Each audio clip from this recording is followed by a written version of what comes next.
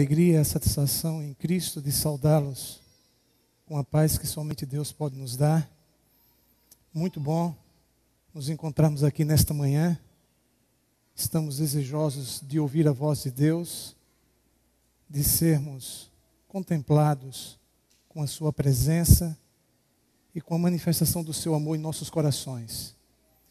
Estamos aqui nesse sábado pela manhã para adorar ao Senhor, sermos fortalecidos espiritualmente, termos uma visão do que Deus pode fazer por nós, de como devemos, biblicamente, enfrentar as situações difíceis da vida.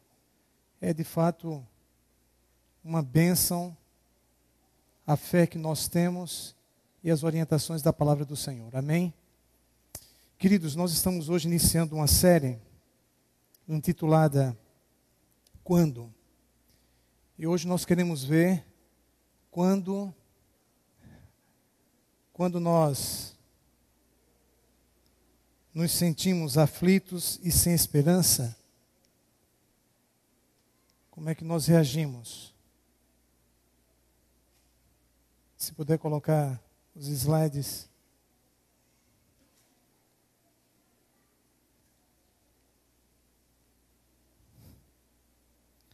Muito bem. Do jeito que nós estamos, vamos aproveitar para nós orarmos um pouquinho. Muita oração, muito poder, né? Nesse íntere, se puder colocar os slides. Pai, nós te agradecemos muito por estarmos aqui nesta manhã. Suplicamos a atuação do Espírito Santo em nossos corações, que sejamos tocados pela revelação da Tua palavra e que saiamos daqui deste lugar amando mais a Cristo e uns aos outros, firmados na Tua palavra e completamente iluminados pelo Teu Espírito. Nós intercedemos por cada pessoa que aqui encontra-se, para que em Cristo possa ter o poder que precisa para a solução dos seus problemas. Nós oramos em nome de Jesus. Amém.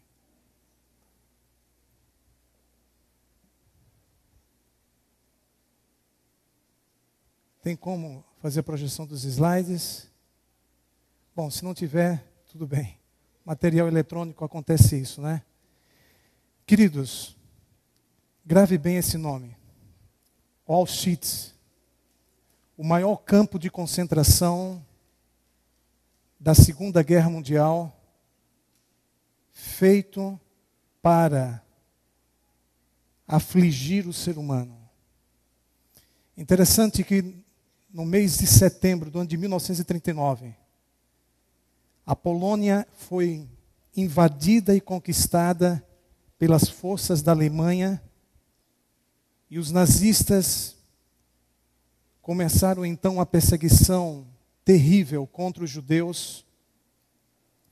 E o fato é que, por ordem de Adolf Hitler, no ano de 1940, precisamente no dia 27 de abril, foi emitida uma ordem oficial para transformar um quartel onde funcionava a artilharia do exército polonês, e no lugar desse quartel deveria funcionar então o complexo Auschwitz. Nesse complexo, que era composto por 3 territórios, o primeiro onde funcionava exatamente a sede e a parte principal, a segunda onde estavam as câmaras de gás, onde milhares de pessoas eram exterminadas diariamente. E na terceira parte encontrava-se mais 45 satélites que compunham então o complexo deste campo de concentração. Como as cadeias normais não davam conta do número de prisioneiros que a Alemanha estava fazendo ao conquistar cada país da Europa, eles então fizeram os campos de concentração. Os campos de concentração eram lugares terríveis, onde pessoas se tornavam cobaias para as experiências médicas realizadas pela Alemanha. Ali também pessoas morriam de fome, de doenças infecciosas, eram executadas pelo exército alemão, seja pelo fuzilamento ou pela forca. Era de fato uma coisa extremamente desumana.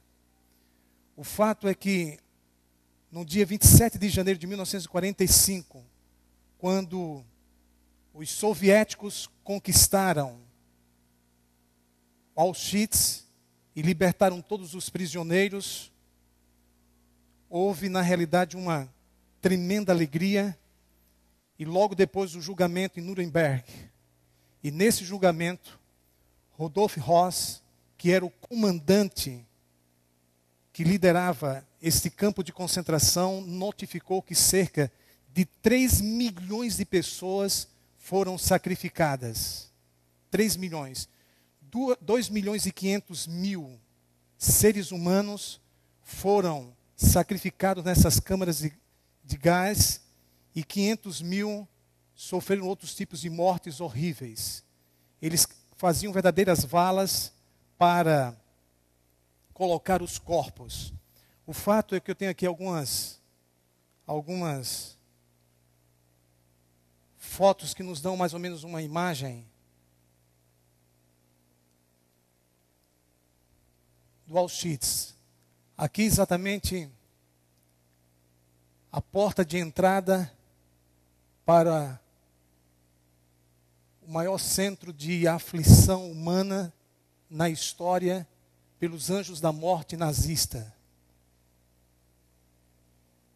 Aqui nós temos exatamente um dos galpões onde ocorria a execução, o extermínio pelo gás. É uma foto em preto e branco que dá uma ideia terrível de pessoas que foram sacrificadas. E aqui você é levado à seguinte reflexão.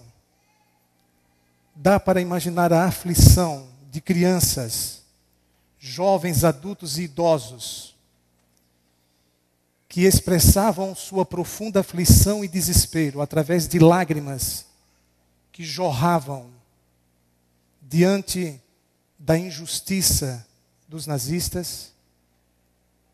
Isso aqui nos dá uma ideia da aflição que ocorria exatamente ali naquele campo de concentração.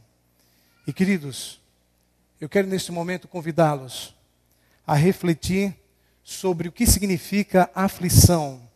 E dentro dessa palavra existe uma outra. Qual é a palavra? Lição. Que lições nós podemos aprender quando somos afligidos? O que significa aflição? O que ocorria ali em Auschwitz representa muito bem a aflição do ser humano. Eu convido você a abrir a palavra de Deus, por favor, Bíblias abertas, no livro dos Salmos. O Salmo de número 42. Ele não é de autoria de Davi. Ele é de autoria de um judeu, um levita, um líder religioso, que estava sofrendo a mesma coisa que esses judeus, de certa forma, sofreram. Estudiosos afirmam que, na realidade, os dados estatísticos oferecidos por Rudolf Höss não corresponderam à realidade. Estima-se que, nesse campo de concentração, morreram cerca de 1,3 milhão de pessoas. 90% dessas eram judeus. E aqui nós temos exatamente um salmo que retrata a experiência de um judeu que estava exilado. E é importante saber que, na realidade, os capítulos 42 e 43, eles são o mesmo salmo. Não sabemos por que alguém pegou um salmo, um único salmo, e dividiu em 2 capítulos. Mas entendam, os capítulos 42 e 43 são um único salmo. Inclusive o refrão que nós encontramos nos versículos 5 e 11. Por que estás abatido, minha alma? Por que te perturbas dentro de mim? Espere em Deus, pois ainda o louvarei. A Ele, meu auxílio, o que mesmo? E Deus meu. Ele se repete no capítulo 43, versículo 5. Por que estás abatido, minha alma? Então o mesmo refrão encontra-se nos dois capítulos, o que evidencia de fato que era apenas um único salmo. E o fato é que este líder religioso, que estava exilado naturalmente em outro país, estava sendo humilhado, oprimido, ridicularizado. E aqui no caso ele nos diz, no versículo 3, as minhas lágrimas têm sido o meu alimento dia e noite. 42, verso 3. Enquanto me dizem continuamente, o teu Deus onde está? E no capítulo 43, versículo 1, ele diz onde estava. Faze-me justiça, ó Deus, e pleitei a minha causa contra a nação contenciosa. Livra-me do homem fraudulento e injusto. Aqui nós vemos o drama do autor desses dois salmos, diante da aflição que ele estava sofrendo como um judeu exilado. E ele não podia mais conduzir multidões de adoradores para Jerusalém, como ele fazia. E esta informação nós encontramos no capítulo 42, versículo 4. Lembro-me destas coisas, e dentro de mim se me derrama a alma, de como passava eu com a multidão de povo, e os guiava em procissão à casa de quem? De Deus, entre gritos de alegria e louvor, multidão em festa. Então aqui nós temos a ideia de que de fato o autor era um líder religioso que conduzia multidões em peregrinação nas festas anuais que ocorriam em Jerusalém. Mas ele agora estava exilado, não podia fazer mais isso. Encontrava-se no estado de aflição. E aí nós encontramos 11 perguntas que ele faz, questionando por que Deus não ajuda diante da injustiça e da aflição pela qual ele está passando. Você se lembra de situações difíceis em sua vida, quando você questionou se Deus estava ou não contigo? Quando você teve dúvidas sobre a presença, o poder de Deus em tua vida? Situações difíceis em que você tinha a impressão de que a tua vida iria de mal a pior, o futuro afigurava-se sombrio e desanimador, o presente parece que não passava, e você chegou a ter a impressão de que o inverno era eterno. Lembre-se, queridos, todo inverno passa, e depois do inverno vem uma linda estação. Qual é? Qual é mesmo? A primavera. Mas quando você está passando por aflição, você pensa que o inverno não vai o quê? Passar. Ontem, a chamada Sexta-feira Santa afligiu a capital do estado do Ceará. Fortaleza foi palco de uma verdadeira tempestade, com rajadas de ventos, descargas elétricas, água invadindo vários lares, as pessoas desesperadas, sabe, com medo de morrerem afogadas, vendo seus eletrodomésticos e móveis destruídos pela enchente e completamente aflitas. Inclusive uma senhora, por nome de Helena Martins, ela disse: eu moro nesta rua há 12 anos. E todos os anos, quando começa o inverno, também passamos por esta aflição. Finalmente, o que é aflição? Queridos, a aflição é um sentimento intenso que atinge nossas crenças, nossos pensamentos e emoções, causando angústia, preocupação, ansiedade, estresse, culpa, desespero. Quando nós somos atingidos pela aflição, se não nos apegarmos com Deus, a tendência é que a gente se desestruture do ponto de vista psicológico e emocional. A aflição, ela pode nos separar de Deus ou nos aproximar de Deus. Sim ou não? Vocês concordam com isso? Eu já passei por situações não muito fáceis em minha vida, como todos vocês.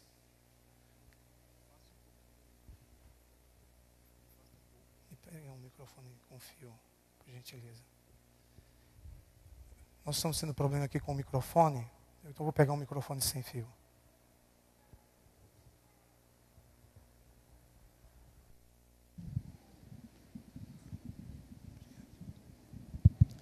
Obrigado, Kelvin.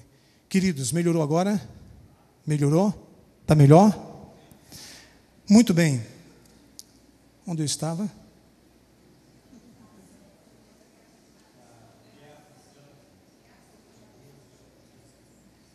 Sim. Situações de aflição, quando nós passamos, a gente fica desesperado. Paulo nos fala de uma situação dificílima que ele passou, nós vamos ver daqui a alguns instantes, mas eu tenho aqui uma carta, ou melhor, um e-mail. Eu quero que vocês leiam o que está escrito nesse e-mail, de uma pessoa que está se sentindo afligida diante de um divórcio. E diante de um divórcio, queridos, algumas pessoas sofrem tanto quanto diante do luto. Veja o que ela nos diz aqui nesse e-mail. Será que a falta de ar que eu estou sentindo nas últimas 30 horas é causada pela angústia, ansiedade e o medo que afligem a minha alma? Estou, pastor, aflita pela sensação de que não posso fazer nada para mudar essa situação. Dói saber que sou culpada pelo que vai acontecer. Penso que não vou suportar o rompimento e a perda das pessoas que mais amo. Porque ignorei as consequências dos meus atos? Porque não fui capaz de renunciar? A conclusão que cheguei é que sou fraca, sou carente, estou angustiada, sou indigna, sou vulnerável e que estou perdendo tudo a que mais amo. É hora de dizer adeus, de admitir que fracassei, de desatar os nós de ventos que me prendem a uma relação que não existe mais. Acabei de admitir que a culpa e o medo de encarar sozinha uma nova realidade é uma das causas da minha aflição. Não quero sentir pena de mim, me empanturrar de chocolate, ficar na internet até tarde, não cuidar da minha aparência e nem da minha saúde. Preciso que Jesus me conceda forças para eu enfrentar a vida com esperança. Deu pelo menos para você ter uma ideia do drama dessa pessoa que escreveu este e-mail?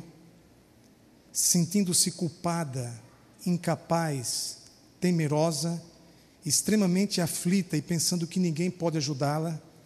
Interessante que no livro de Jó, no capítulo 30, por favor, abra o compêndio de Deus, no livro de Jó, capítulo 30. Aqui neste texto, em Jó 30, ele nos fala da sua falta de perspectiva de ajuda diante da sua aflição. No versículo 24 ele nos diz assim: de um montão de ruínas não estenderá o homem a mão, e na sua desventura não levantará um grito por socorro.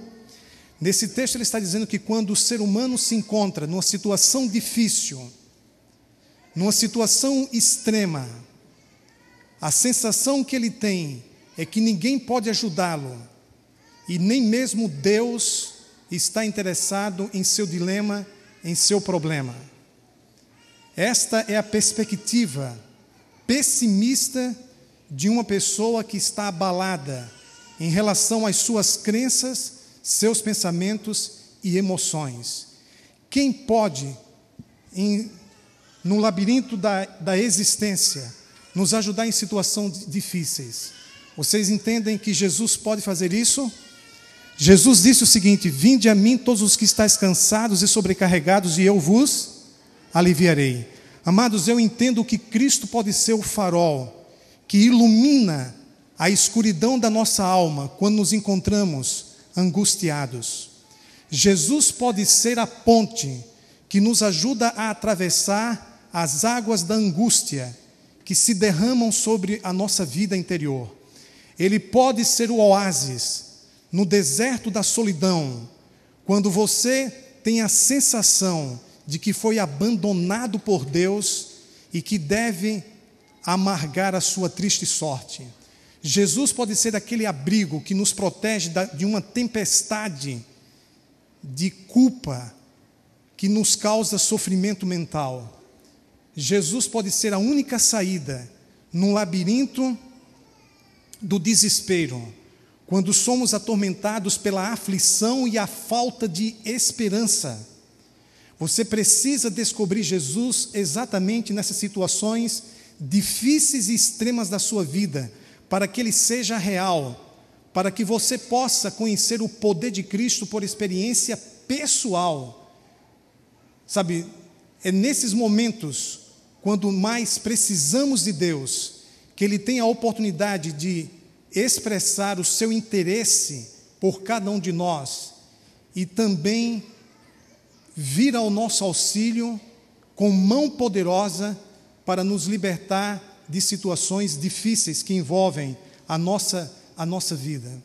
Queridos, por que nós somos afligidos? Por quê? Existem várias razões. O apóstolo Paulo nos fala, por favor, abra o compêndio de Deus em 2 Coríntios capítulo 1, versículo 8. O apóstolo Paulo nos diz algo muito interessante, para que nós entendamos que Deus deseja que nós saibamos quais são as razões das nossas aflições. Então, aqui no capítulo 1, versículo 8, ele diz assim: porque não queremos, irmãos, que ignoreis a natureza da aflição. Deu para vocês entenderem? Paulo aqui está dizendo que nós não podemos ignorar a razão, a natureza da nossa aflição.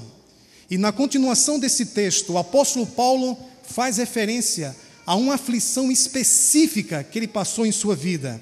Veja o que ele nos diz, que nos sobreveio natureza da aflição que nos sobreveio na Ásia, porquanto foi acima das nossas forças, a ponto de desesperar-nos até a própria vida. Você percebe como alguém, sabe, que estava tão perto de Deus, que vivia para servir a Deus, que era fiel ao Senhor, estava constantemente passando por aflições. Eu fico me perguntando como você reage diante das aflições. No entanto, antes de abordar o aspecto das nossas reações diante das aflições, queridos, eu quero que nós vejamos biblicamente quais são as causas de nossas aflições. Se você abrir a sua Bíblia em 1 Samuel no capítulo 1, você vai ver a dramática experiência de Ana. Ana era a esposa de Eucana. Eucana tinha 2 esposas. Queridos, não é fácil você ter 2 esposas, 3 esposas, 4 esposas. Uma esposa já não é fácil, você imagine 2. Veja o drama de Eucana. Eucana, sabe, tinha 2 esposas, uma por nome de Ana e a outra era o quê? Penina. Por favor, não coloque o nome de sua filha Penina. Pense no nome feio e numa pessoa que causava angústia a outra dentro de casa. Penina, que nome? Bom, tudo bem. O fato, queridos, é que a palavra nos afirma. A palavra nos afirma que Ana tinha um problema e ela sofria por causa desse problema. Ela era estéril. Então, o que causava exatamente aflição a ponto dela chorar, não comer e se angustiar, era o fato de que ela não podia ter filhos.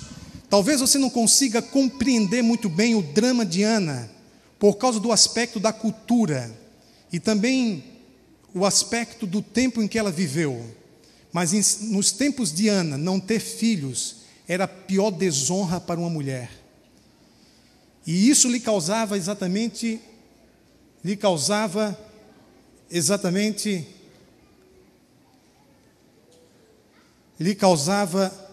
aflição. Queridos, quais são as coisas que nos causam aflições? Coisas que de repente você não tem e pensa que para ser feliz precisa ter. Uma limitação física, uma doença, um problema de desemprego, isso pode causar aflição. Um acidente que acontece e deixa você numa situação física limitada, isso lhe causa aflição. Então a Bíblia nos mostra que há coisas que nos causam aflições, mas também há pessoas que nos causam aflições. Veja, por favor, em 1 Samuel, no capítulo 1, versículos 6 e 7, quem causava a aflição na vida de Ana. 1 Samuel, capítulo 1, versos 6 e 7, a palavra nos diz: a sua rival a provocava excessivamente para a irritar, porquanto o Senhor lhe havia cerrado a madre, e assim o fazia ele de ano em ano, e todas as vezes que Ana subia à casa do Senhor, a outra a irritava, pelo que ela, o que, queridos? Chorava e o que mais? E não comia. Há pessoas que nos causam aflição, que nos irritam, que procuram nos prejudicar e fazer com que nós soframos. Então, de repente, essa pessoa está dentro de casa. Pode ser o seu cônjuge, pode ser um dos seus filhos, pode ser um dos seus irmãos. Pessoas dentro de casa que nos causam aflição e não permite que a gente seja feliz. Essa pessoa pode estar dentro da empresa onde você trabalha. Essa pessoa pode estar na sala de aula, no curso de faculdade que você faz. Pessoas que nos irritam e intencionalmente tentam nos prejudicar, nos causam aflição. Mas a palavra também nos mostra, à luz de Jó, capítulo 2, verso 7, que Satanás também nos causa aflição. Quem causou a aflição na vida de Jó? Jó tinha 4 grandes riquezas. Quais eram as 4 grandes riquezas de Jó?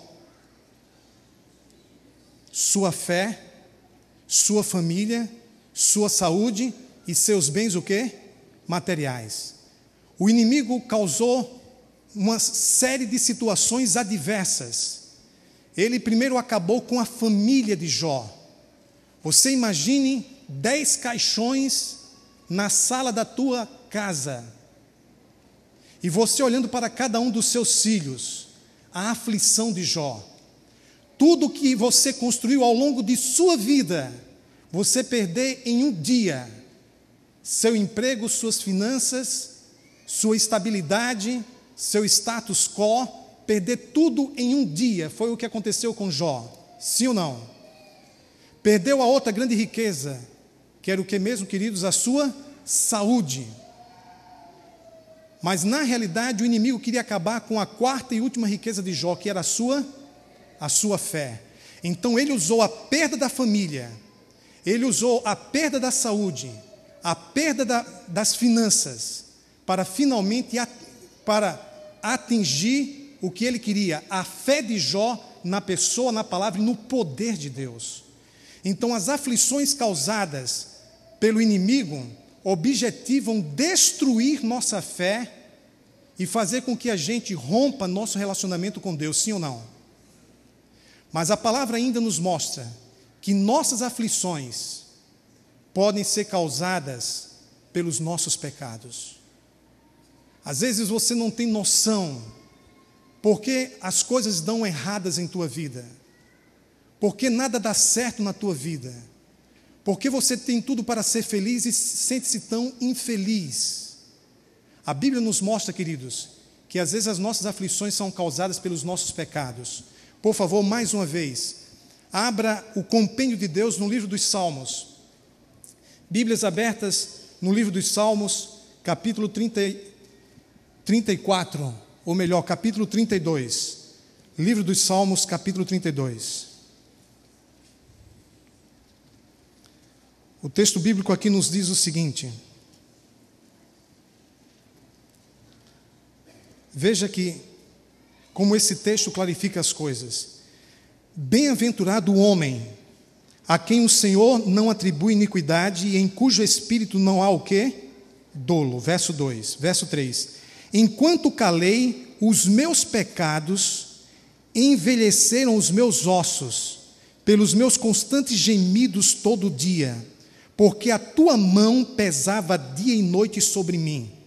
Quando a mão de Deus pesa sobre um pai de família adventista, sobre um jovem adventista, sobre uma família adventista, quando a mão do Senhor pesa sobre uma igreja, veja o que o texto aqui nos diz então, versículo 4, versículo 5, confessei-te o meu pecado, e a minha iniquidade não mais ocultei, disse, confessarei ao Senhor as minhas transgressões, e tu perdoaste a iniquidade do meu pecado. Então esse texto nos mostra claramente que uma das razões da aflição pode ser os nossos pecados. No entanto, no Salmo 119, versículo 71, por favor, Salmo 119, verso 71, sublinhe esse verso em sua Bíblia, Salmo 119, versículo 71, veja o que o texto nos fala sobre a aflição. O Salmo 119, versículo 71, foi-me bom ter eu passado pela aflição, para que eu aprendesse o que, queridos? Para que eu aprendesse os teus decretos. Foi bom eu ter sido afligido, porque somente assim eu caí em mim e entendi que não poderia continuar vivendo do jeito que estava vivendo. Me voltei para o Senhor, supliquei o seu socorro, o seu perdão, recebi seu perdão e poder, e dei um giro de 180 graus na minha vida, redirecionei minha cabeça e meu coração para o Senhor. Por isso foi-me bom ter sido o quê? Afligido. Se não tivesse sido afligido, não teria se voltado para Deus. Veja, por favor, o versículo 70, diz aqui o seguinte, tornou-se-lhes o coração insensível. Quando o coração, que significa mente, se torna insensível, quando a consciência é cauterizada pela repetição contínua de um pecado acariciado, onde você já não sente mais nada ao cometê-lo. Em entrevista a soldados que fizeram parte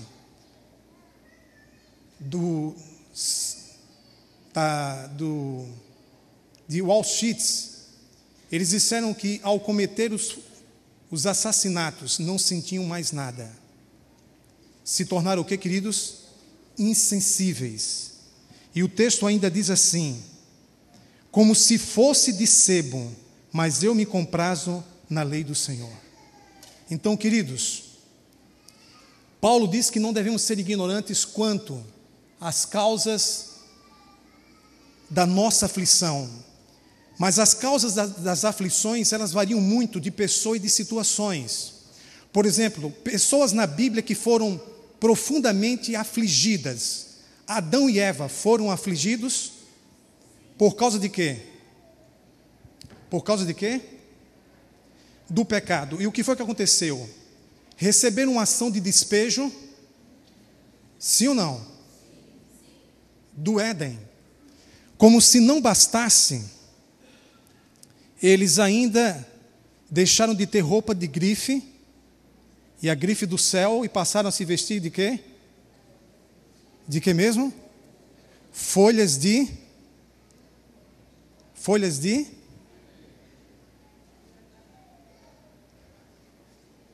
Deus foi o primeiro estilista. Foi lá e fez uma roupa linda, de pele para Adão e Eva, mas ainda assim disse: agora se virem, aprendam e façam. E como ficou o coração de Adão e Eva quando tiveram que fazer o primeiro sepultamento, o sepultamento de Abel, que foi assassinado pelo próprio irmão, o irmão mais velho, que Eva pensou que era o Messias. Eva pensou que Caim era o Messias. Dá para você imaginar a aflição de Adão e Eva? Dá para imaginar? Queridos, a aflição de Abraão, quando teve que colocar de casa para fora seu filho Ismael e sua mãe, foi ou não profundamente afligido? Você sabe o que é se despedir de um filho que vai para o internato? Agora imagine o drama de colocar o filho de casa para fora. Não foi fácil. E sem falar quando ele teve que sacrificar, diante da proposta surpreendente de Deus, o seu filho Isaque. O que vocês me diriam de Jacó? Jacó, aos 17 anos de idade, feliz da vida, fez uma longa viagem de vários dias.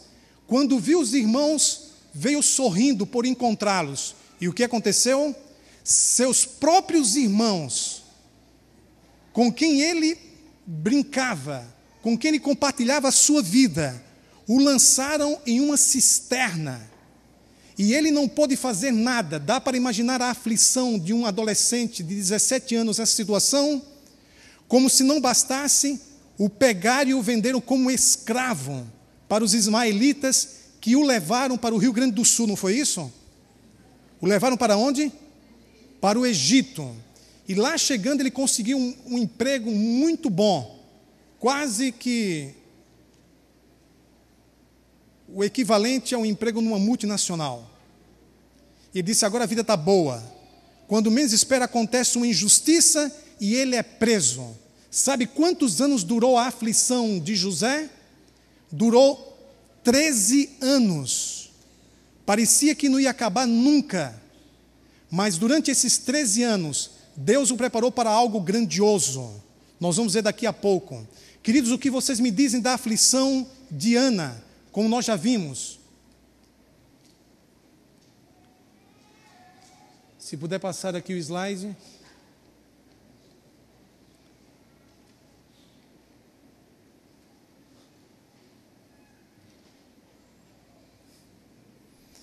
Bom, o que vocês me dizem da aflição?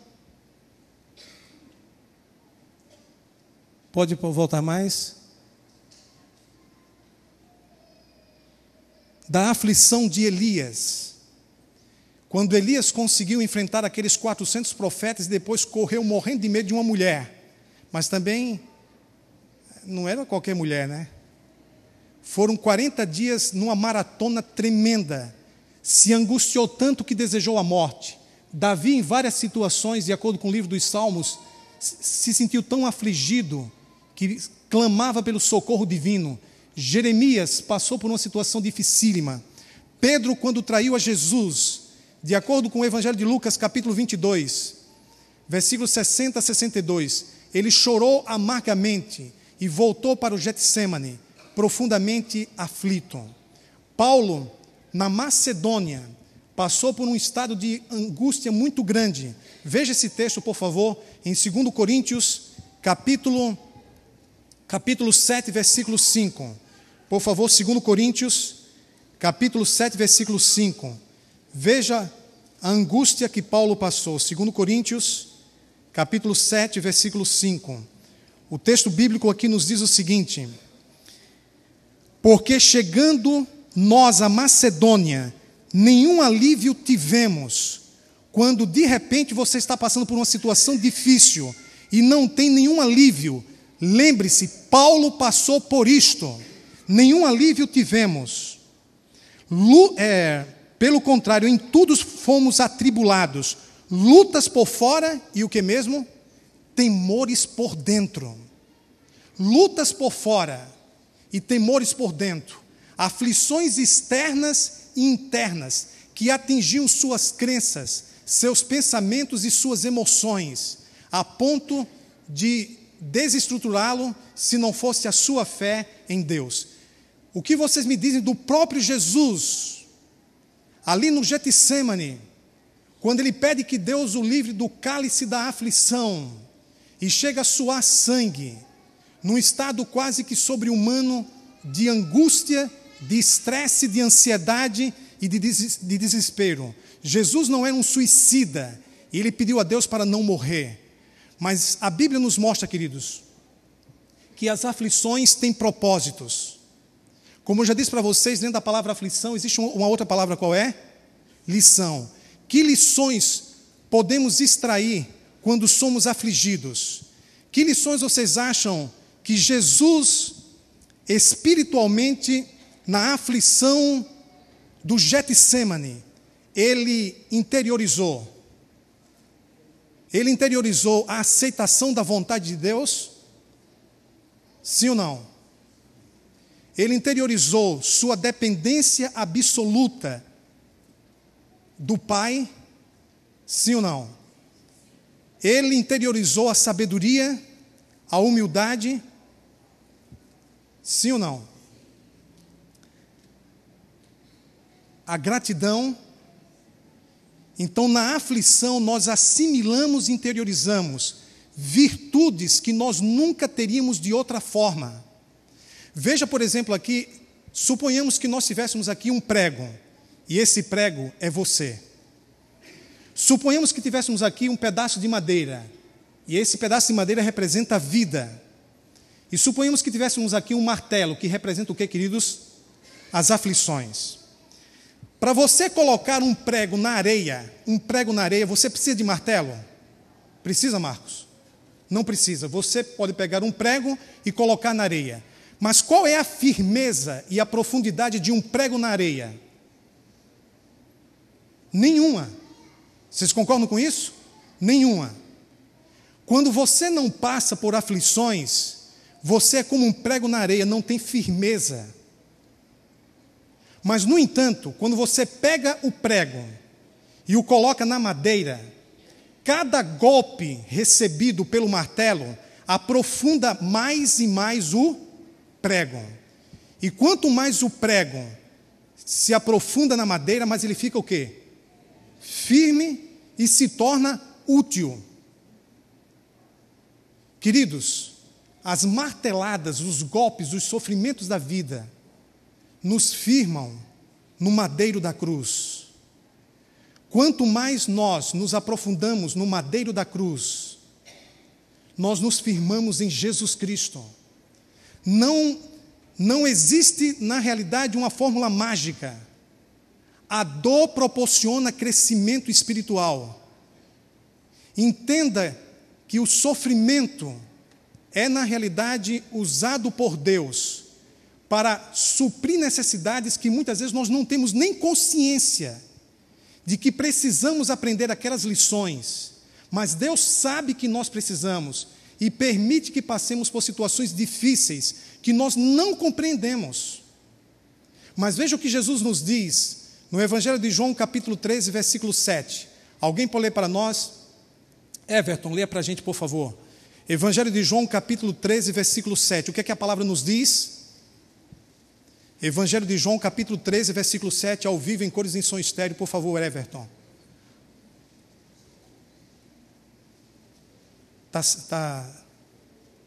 Por gentileza, Elias. Evangelho de João, capítulo 13, versículo 7, o que diz o texto? Respondeu Jesus: o que eu faço não o sabes agora, mas o compreenderás depois. O que eu faço não sabes o quê? Mas compreenderás quando? Depois.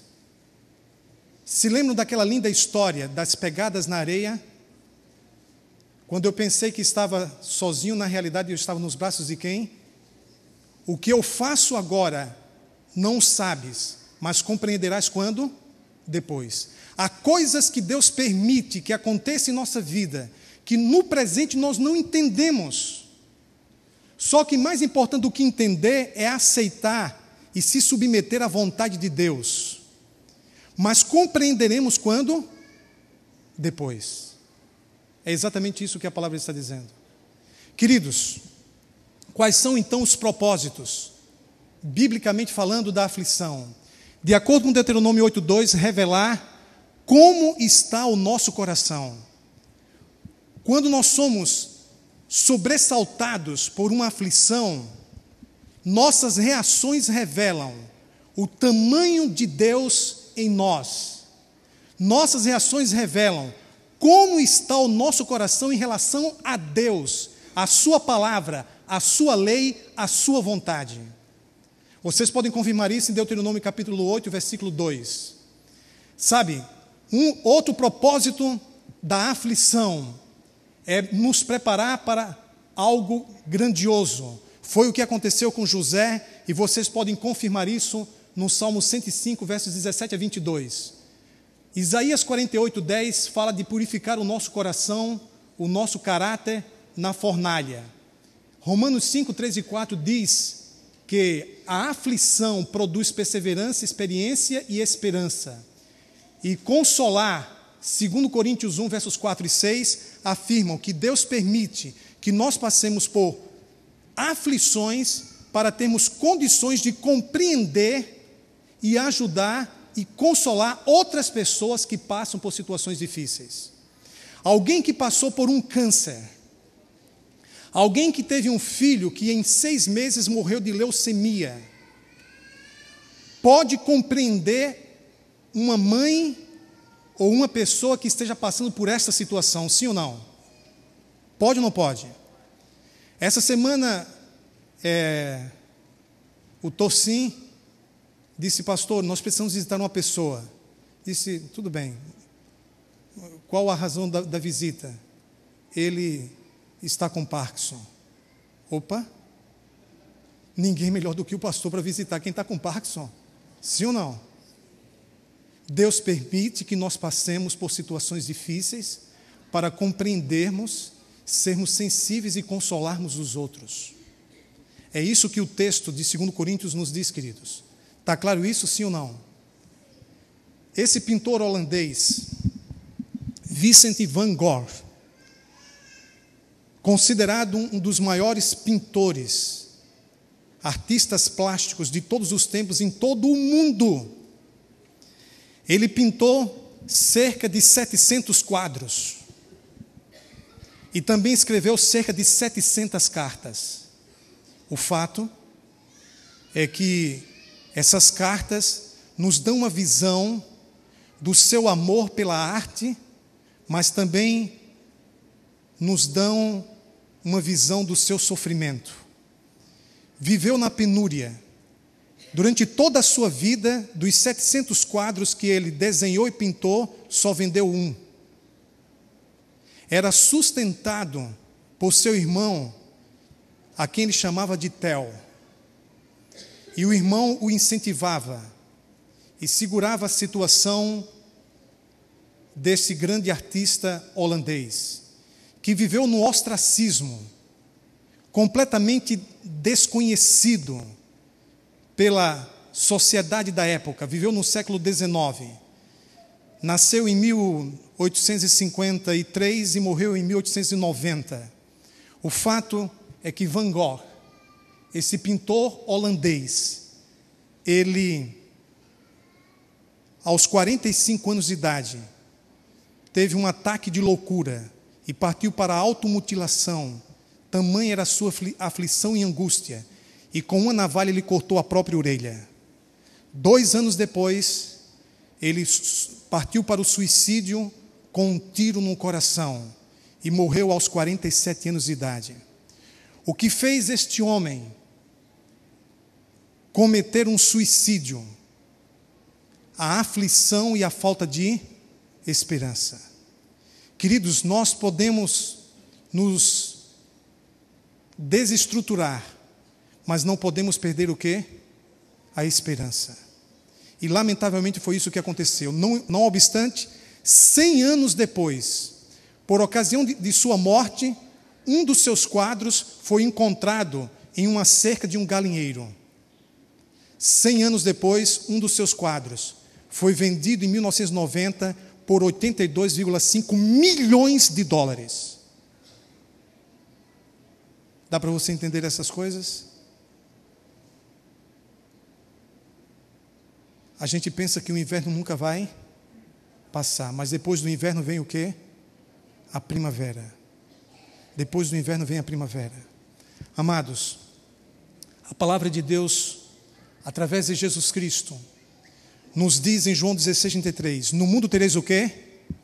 Eu gostaria de ouvir a igreja, no mundo tereis o quê? Mas tem de bom? Eu venci o mundo. Gente, vamos ser realistas.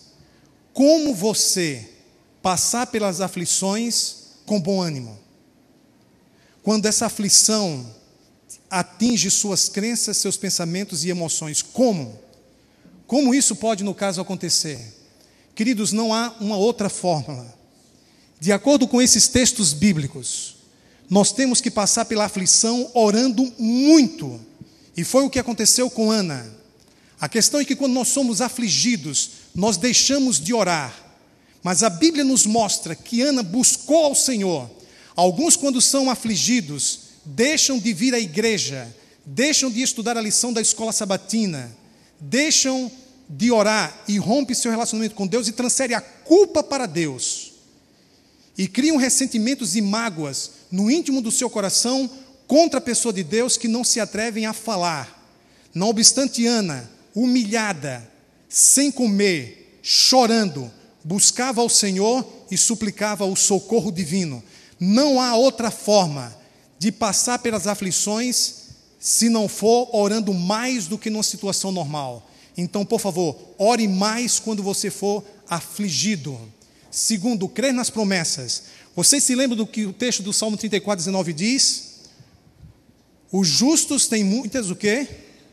Aflições, mas o Senhor os livra de todas. Creia nas promessas de Deus.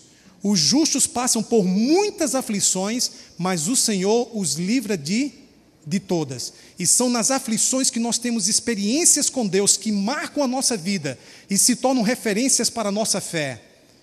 Experiências essas que nós nunca teríamos de outra forma. Olhe, por exemplo, para a fornalha da aflição que os 3 amigos de Daniel foram lançados.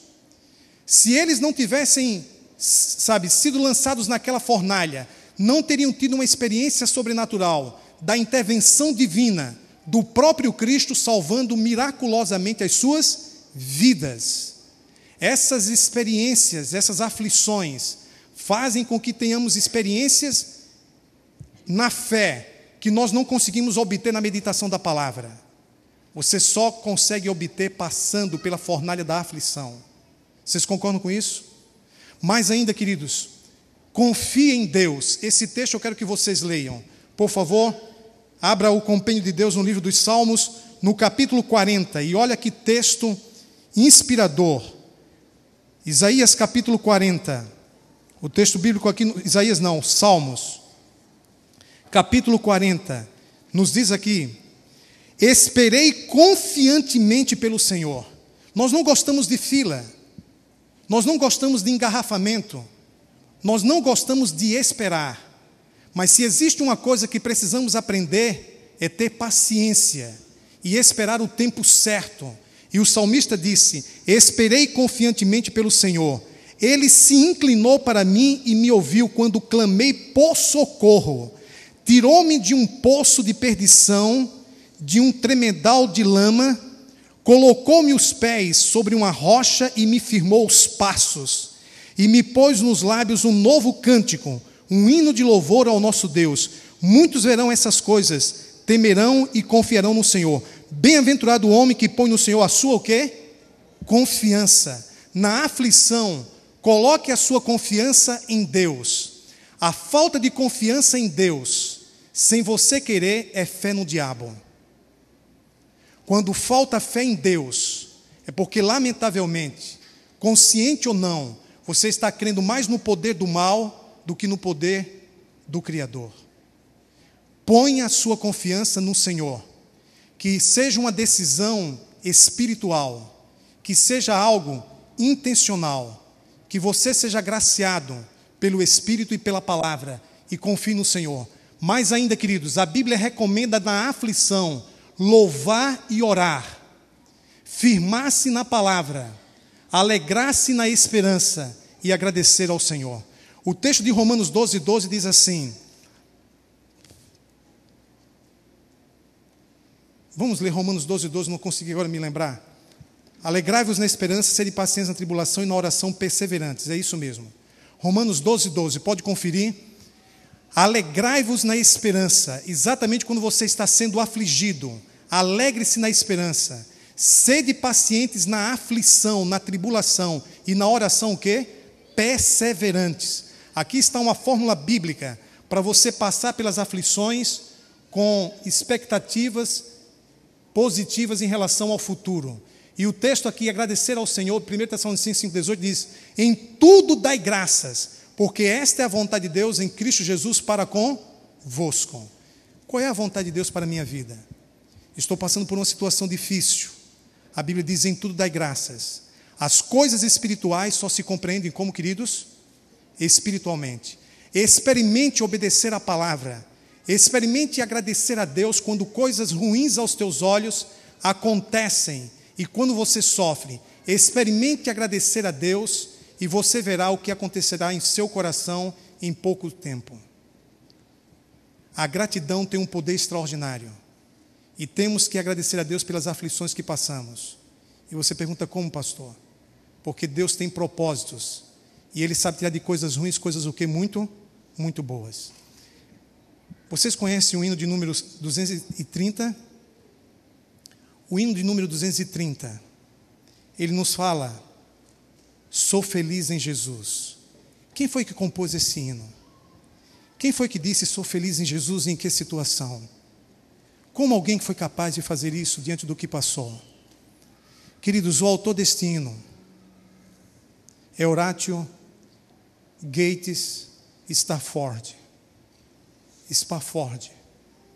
Este homem era advogado, se tornou professor universitário em Chicago, nos Estados Unidos.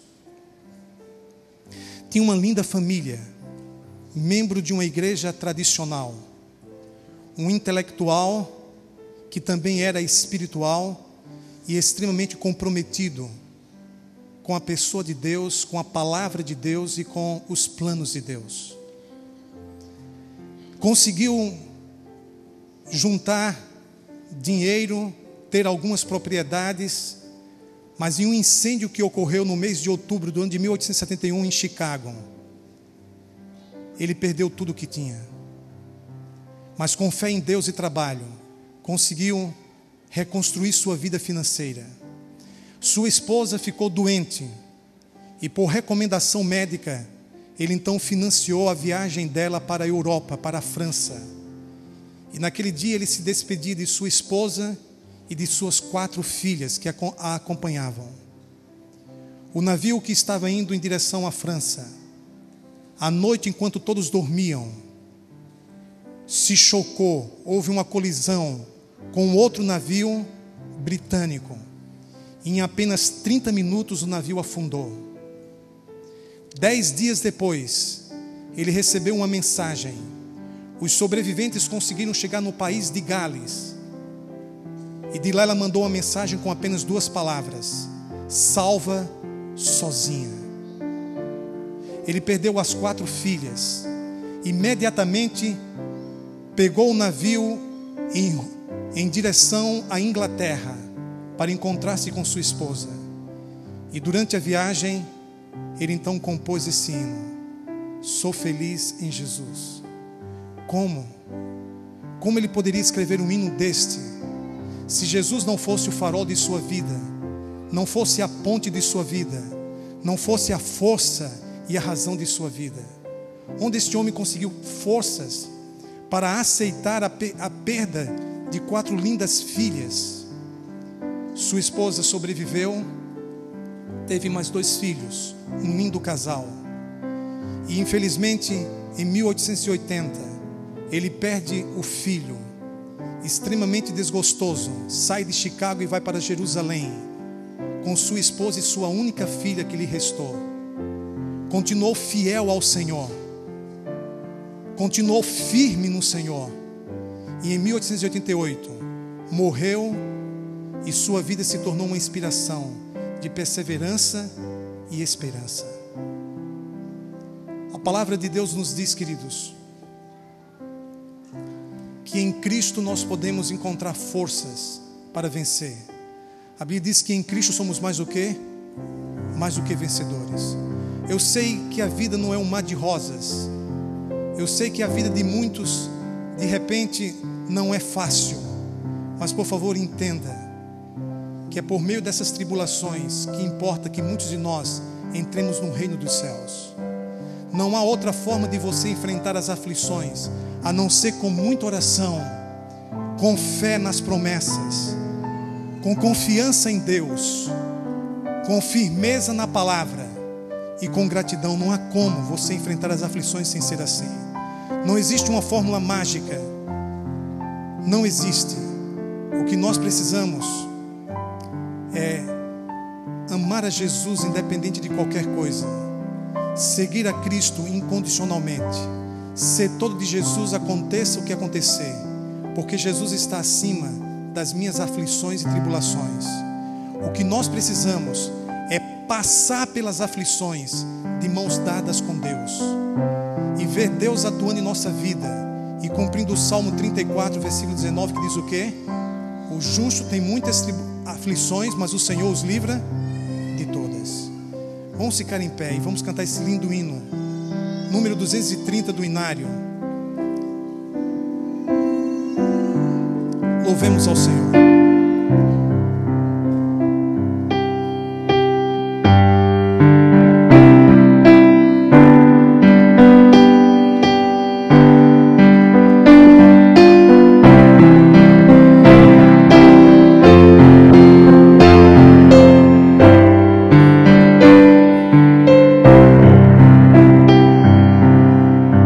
Se passa mais luz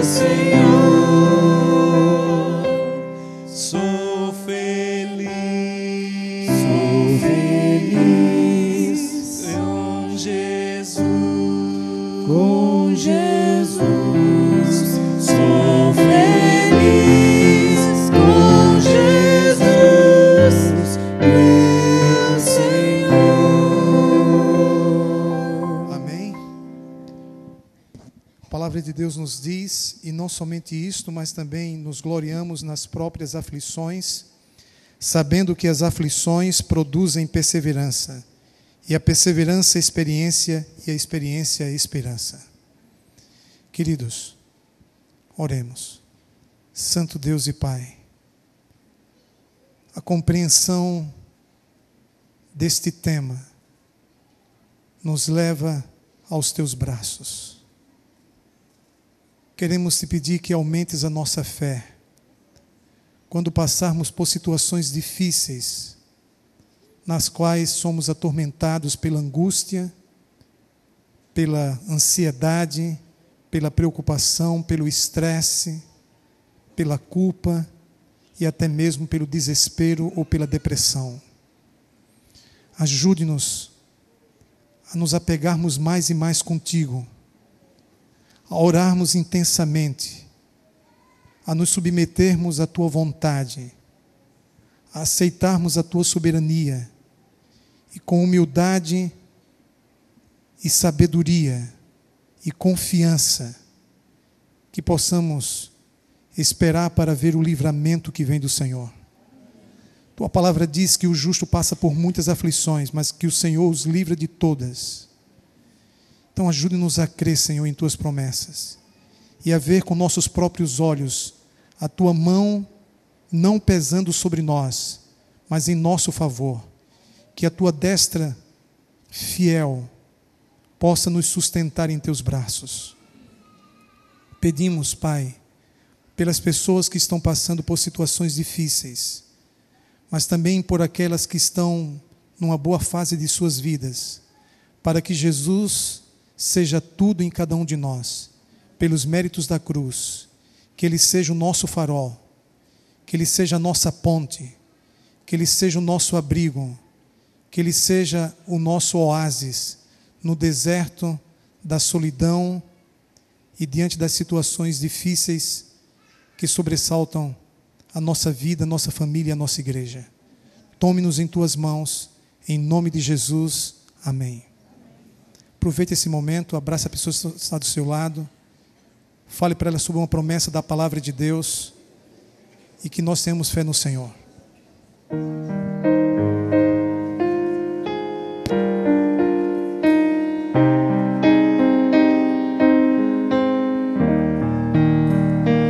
Que a graça de Jesus, o amor de Deus o Pai e a comunhão do Espírito habite em nós. Que a graça de Jesus, o amor de Deus o Pai e a comunhão do Espírito em nós estejam para sempre, eternamente. Amém.